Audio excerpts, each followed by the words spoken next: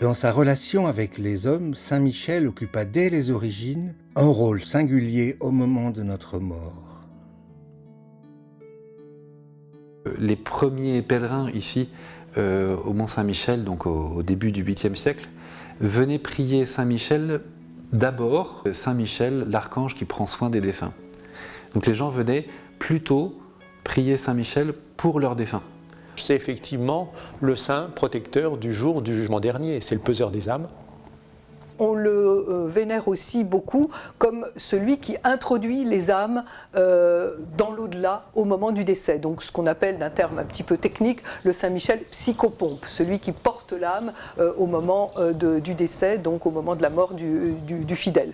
C'est pour ça que les premières représentations de Saint Michel, et sa première apparition dans la liturgie, c'est dans la liturgie des défunts.